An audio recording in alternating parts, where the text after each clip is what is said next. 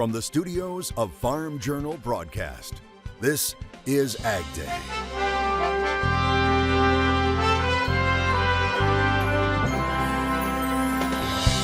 It's a favorite southern dish. The supply is there. We just need some markets to eat them all. We check in on crawfish harvest in Louisiana. What foreign country holds the most U.S. farmland?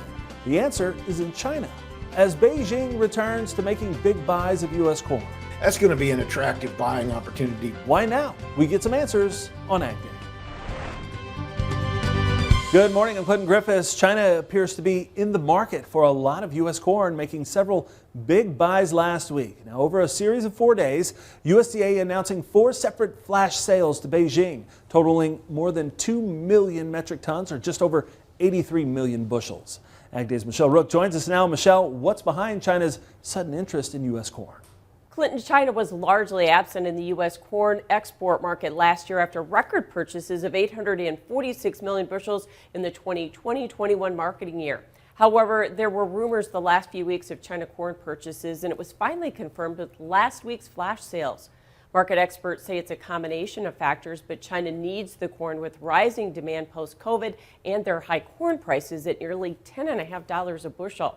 In addition, U.S. corn has dropped to a price level that's competitive globally, finally falling below Brazil, which is running out of corn supplies. This is attractive to Chinese end users who are shrewd buyers. Yeah, that 75-cent sell-off in futures, even with basis staying strong, that's going to be an attractive buying opportunity to both domestic merchandisers and Chinese end users who absolutely jumped in on the market at that point. Market analyst Naomi Bloom tells me it's also reflected in their concerns about the smaller crop in Ukraine, Argentina, and now Brazil, with wet weather delaying planting. A percentage of the safrinha corn crop is going in after the ideal agronomic window.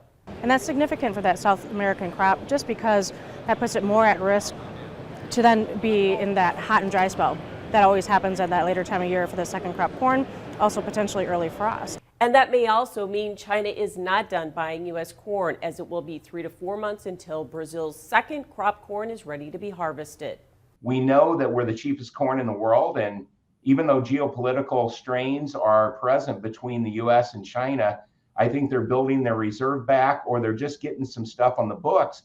Fry says that's because China may also be concerned about a delayed planting season in the U.S. with the northern snowpack and wet conditions in the eastern corn belt.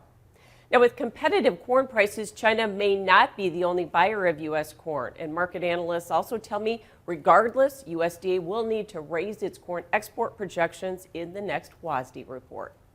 All right, thanks, Michelle. Now, tariffs have been in place on more than $300 billion worth of Chinese goods since March of 2018. A new report says U.S. importers bore almost the entire burden of those tariffs. The report comes from the U.S. International Trade Commission. Now, it says it's an independent, nonpartisan group that analyzes trade issues. It's headed by 6 commissioners nominated by the president and confirmed by the Senate. It reports that it found an almost 1-to-1 increase in the price of U.S. imports following those tariffs. It also claims across all affected sectors, the duties lowered Chinese imports by 13% from 2018 to 2021 and also increased the prices of U.S. products by 0.2%. But not all the commissioners behind the study were on the same page with this report, with one saying it painted an incomplete picture. Now, it's worth noting the Biden administration has kept the tariffs in place since taking office. Another concern right now for some when it comes to China, how much U.S. land it owns. Another nonpartisan group is looking into it. The Pew Charitable Trust says in reality, Canada holds the largest amount of foreign-owned land here in the U.S. It adds up to almost 13 million acres, or nearly a third of the total, and most of it is forest land. Chinese companies account for almost 384,000 acres. That's less than 1% of foreign-held acres, or about half the size of Rhode Island.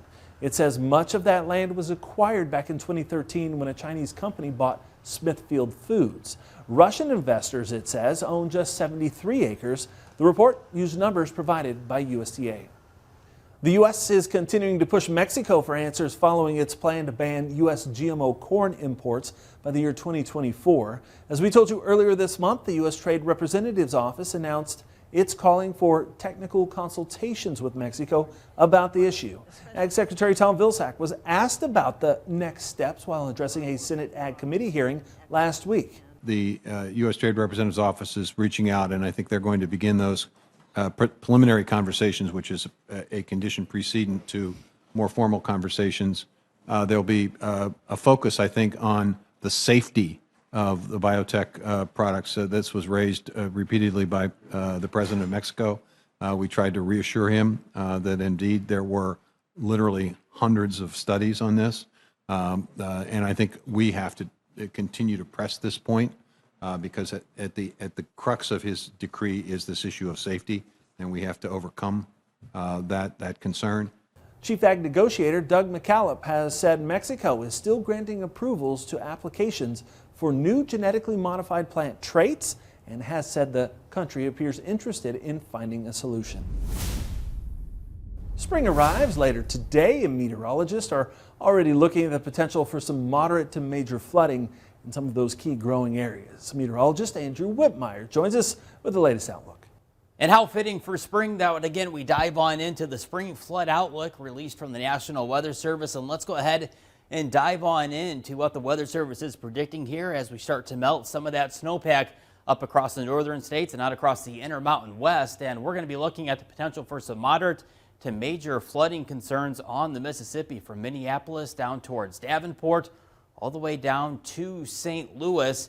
And then as we go on up to the Dakotas, especially the Red River Valley, we're going to be watching Fargo, Grand Forks for the potential for some moderate, even maybe some major flooding up along the international border. And again, as we melt that snowpack across the Sierra Mountains, we're going to be looking at spring runoff here as we really start to increase those temperatures. And here's a look at the precipitation forecast for April, May, and June. Looking at above average precipitation across the Great Lakes, below average for the Four Corners, and the extreme northwestern portion there of the Pacific Northwest. And as we take a look at the precipitation for this upcoming week, we're going to be looking at more moisture chances across the Tennessee Ohio River Valley and once again across the California coastline. And here's a ride into town these kids won't soon forget. Brock A., prophet of Van Wert, Ohio, saying when you're watching the kids, but the machine needs to go to town. You can see those kids are looking forward to the ride and have filled the cab up with their stuff. I'll have more on your Ag Day forecast in just a few. All right, thanks, Andrew. We're continuing to get information about the scope of the damage done to California crops after days of heavy rain caused flooding there. The location impacted is a large berry production area, including strawberries and raspberries, but there's also a lot of lettuce production. In January, flooding impacted around 20,000 acres in Monterey County, but at the time, the majority of the spring crops were not planted. This time, not only are those acres underwater again, but due to a levee breach last week, there are more acres now impacted. I think when you look at scope and scale, that the severity of the impact is deep and real, but overall, I think the impression needs to be that there is a significant amount of acreage in the Salinas Valley, the overwhelming majority of acreage in the Salinas Valley that did not suffer direct flood effects. However, a portion did, and that will have a negative impact onto the agricultural economy. Now, he says his area has 360,000 acres of production total, and the majority is not underwater at this time. An Iowa man is dead after getting trapped in a grain bin. Now, it happened in DeWitt. The Clinton County Sheriff's Office says they responded last Wednesday evening to a report of a man trapped in a grain bin. They say the bin was partially filled. Firefighters were able to get the man out, but he later died from being trapped in that grain. His identity was being withheld until family could be notified. Markets are trying to sort out money flows, production, and the macroeconomy. We'll discuss it all coming up next in Analysis. And later, Machinery Pete rolls in with his weekly auction price roundup. Today, he's talking green tractors, and they aren't all John Deere. Ag Day is sponsored by Germinator Closing Wheels. Germinator steel closing wheels, perfected in conventional, excels in no-till. Order 12 to 16 rows today and qualify for free shipping or 20% off an end zone moisture management package.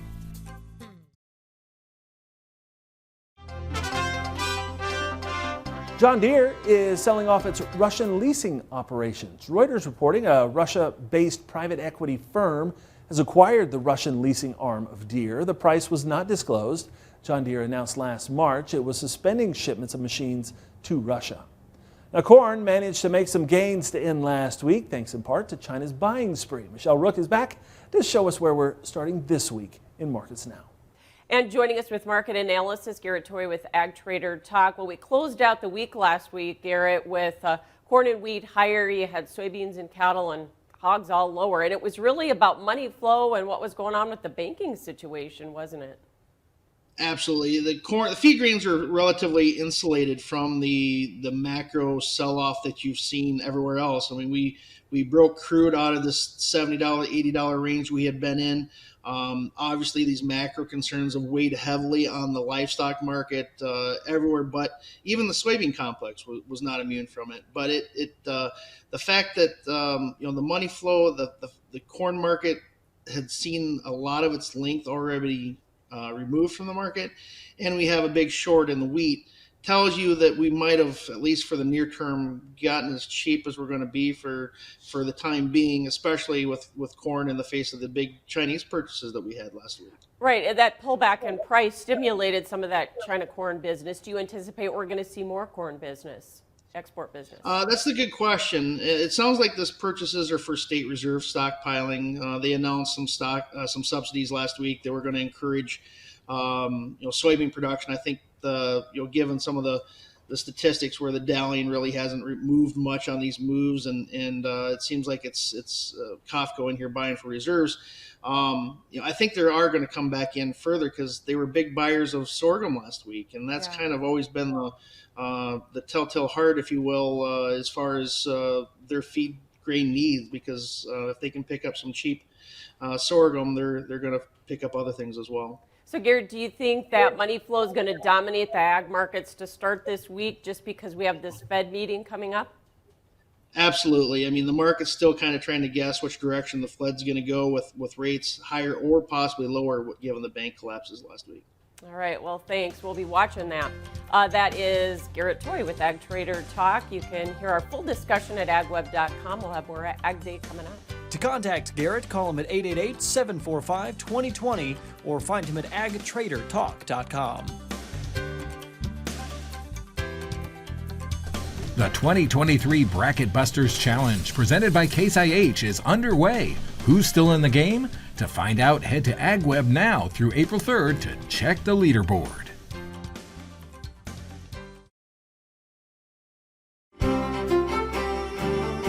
Meteorologist Andrew Whitmire joining us here, and it was a pretty chilly weekend for a lot of folks, but maybe there's a warm-up coming. Yeah, that's going to give us a little taste of spring here on this Monday, and again, how fitting that today is the first day of spring with at least the spring equinox taking shape, and we've got temperatures that are going to be spring-like across much of the lower 48.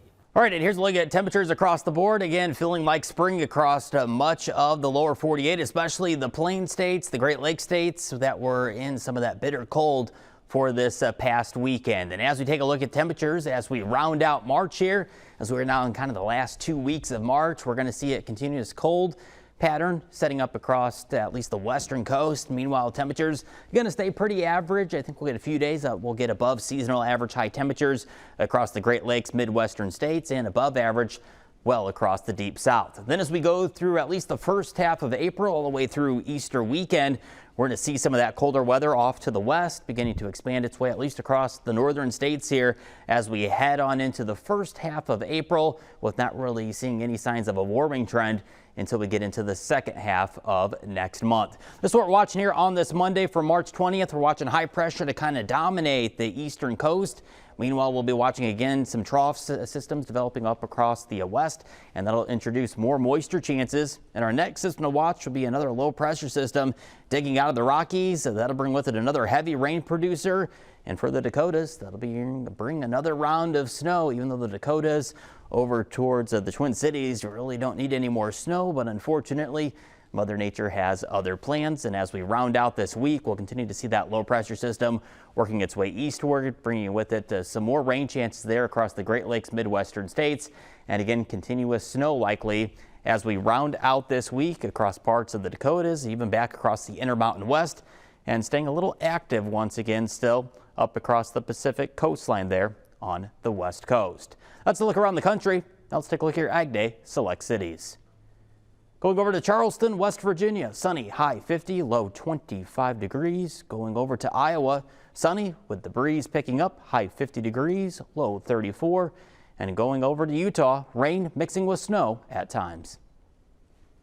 Machinery Pete joins us next to dig into some tractor price trends for a darker shade of green.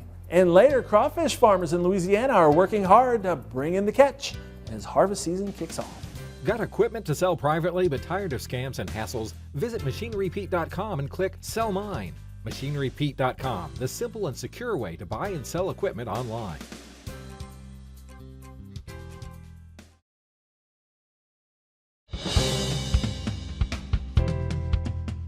Green tractors are going for some big bucks these days, and we're not talking about just John Deere, as Machinery Pete tells us.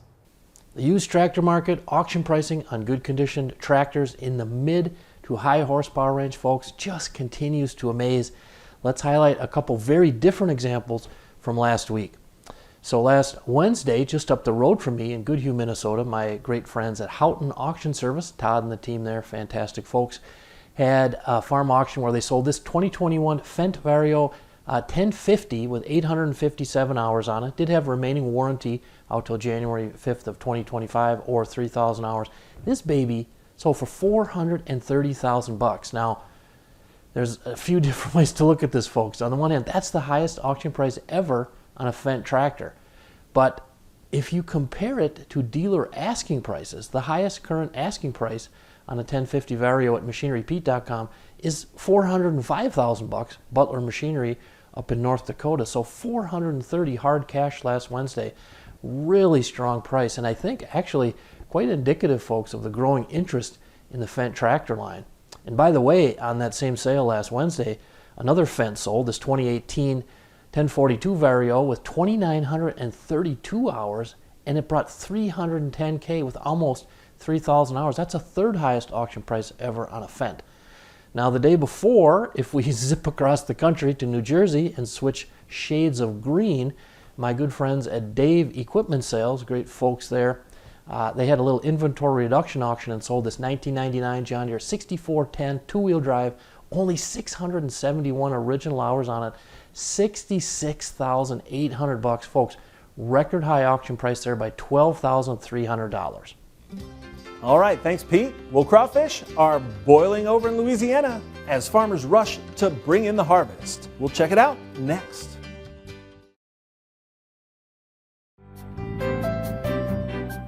In the Country on Ag Day is brought to you by Pivot Bio. What if you had the nitrogen you need already on seed? Pivot Bio is the first company to apply nitrogen on seed. The nitrogen you need, now on seed, from Pivot Bio. Learn more at pivotbio.com. An exceptionally warm February has helped kickstart Louisiana's crawfish season. LSU Ag Center correspondent Craig Gautreaux says while the catch has improved, high production costs are making it difficult for farmers and consumers. Azaleas are popping, roses are blooming, and farmers are running crawfish traps across Louisiana. Warmer weather has crawfish actively feeding, and the catch has increased. Now it's up to consumers to start purchasing them.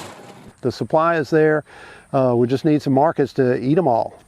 Higher production costs have been a problem for both farmers and consumers. This season, crawfish farmers are experiencing higher costs for their bait, labor, the fuel to run the boats, run the trucks. So production costs are much higher this year than in past years. One upside from the warm weather is that it will allow farmers to shift from fish to artificial baits. Fish is nearly twice as expensive, so the switch should result in a small reduction in production costs. Now as the water temperature is getting into the 70s and lower 80s, they can shift to the artificial bait, which is going to be probably about 30 or 35 cents a pound. Louisiana has nearly 260,000 acres of crawfish ponds across the state. The size and amount of crawfish caught can be affected by many variables, such as available food, water quality, and the weather. Average across the state, we probably have an average somewhere around 500 pounds per acre, but there are quite a few ponds that can produce 800 to 1,000 pounds per acre. Shirley recommends at least 10 traps to the acre, but if populations are higher, farmers should place 15 to 20 traps per acre. With the LSU Ag Center, this is Craig Gotro reporting. All right, thanks, Craig. And that's all the time we have this morning. We're sure glad you tuned in. From all of us here at AgDay, I'm Clinton Griffiths. Have a great week out in farm country. Closed captioning on AgDay is brought to you by BASF, helping you do the biggest job on earth.